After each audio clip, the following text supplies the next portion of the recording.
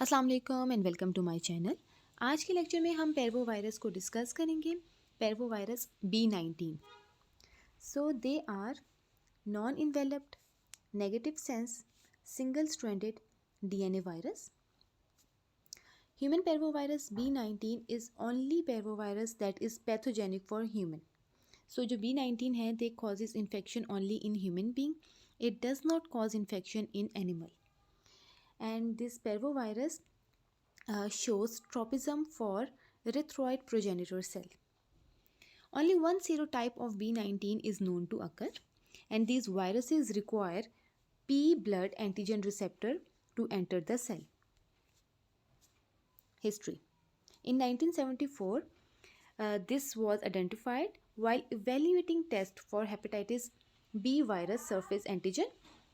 और जो name originate हुआ है, the name originates from coding of serum sample number 19 in panel B that gave anomalous result.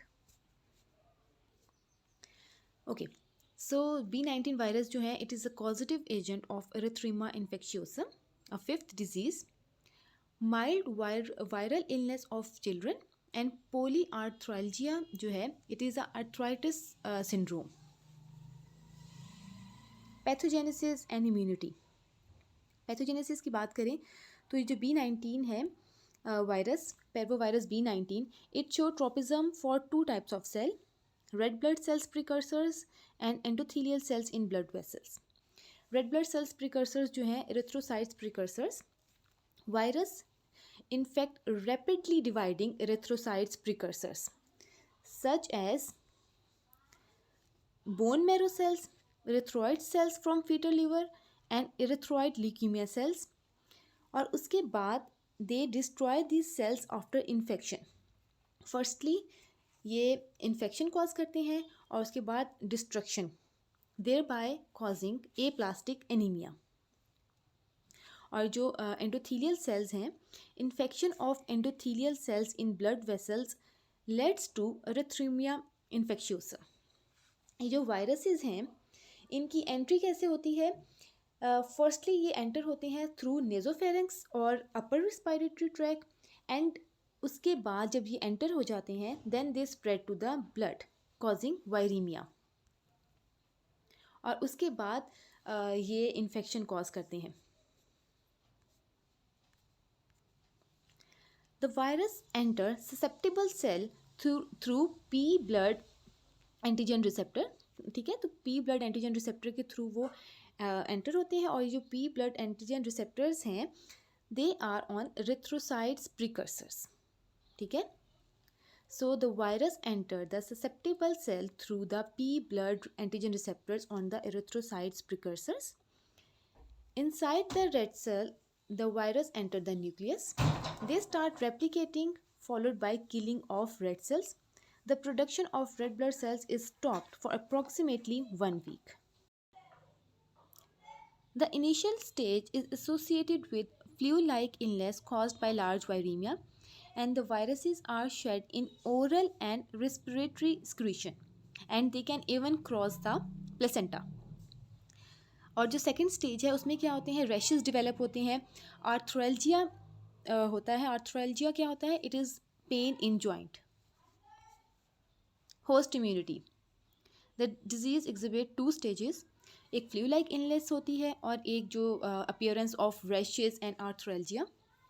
Host immunity to B19 virus infection is primarily antibody mediated. So जो circulating antibodies हैं they stop the viraemia and they are important for the resolution of the disease. Replication हम discuss कर चुके हैं pathogenesis को। तो replication कैसे होती है? फर्स्टली इसकी अटैचमेंट होती है अपने स्पेसिफिक रिसेप्टर्स के साथ, वो जाके अटैचमेंट होती है, बाइंडिंग होती है, और उसके थ्रू उसकी एंट्री हो जाती है अंदर थ्रू एंडोसाइटोसिस। फर्स्टली अटैचमेंट है, उसके बाद उसकी एंडोसाइटोसिस हुई है, एंडोसाइटोसिस के थ्रू उसकी एंट्री हो गई है अंदर आके अनकोटिंग हुई है। अनकोटिंग के बाद जो जीनोम है, the translocation of genome to the host nucleus, ठीक है, वो होस्ट न्यूक्लियस में एंटर हो जाएगा।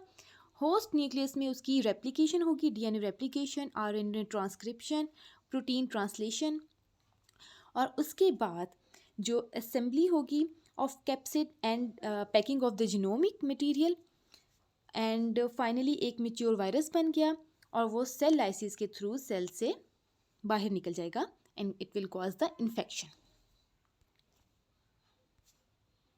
Clinical syndrome, flu like illness होती है, erythema infectiosum and chronic B19 infection. Flu-like illness, B19 virus mostly cause flu-like illness. Malaise, headache, myalgia, and rhinorrhea are common symptoms. Erythrema infectiosum. Erythrema infectiosum जो है, it is the condition seen mostly in the children. Bright red rash will develop on both cheeks और इसकी appearance होती है like a slapped cheeks. The rashes then appear on the trunk, which spread gradually towards arms and legs. Chronic B19 infection. So this infection occur in immunocompromised patient, such as patient with some disease, HIV, those are receiving immunosuppressive therapy, or the patient that are a transplant patient. ठीक है, तो chronic anemia, thrombocytopenia are common manifestation. Laboratory diagnosis. Specific IgG and IgM antibodies in serum is useful for the diagnosis of erythema infectiosum. और जो test use होते हैं for the demonstration of these antibodies are ELISA, enzyme linked immunosorbent assay, RIA, radioimmunoassay, and indirect fluorescent assay. These tests are used for the demonstration of IgG and IgM antibodies. In pregnant women, the serum positive for IgG and IgM antibodies indicate B19 virus infection, and these cause possible risk to the fetus. लेकिन अगर सिर्फ IgG positive हो and IgM negative हो, it indicates only past infection, hence no risk to the fetus.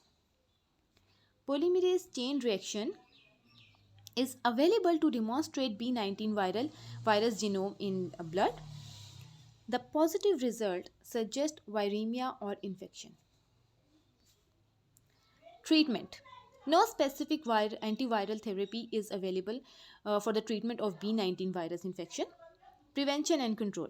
No specific measures are available for the prevention of this infection.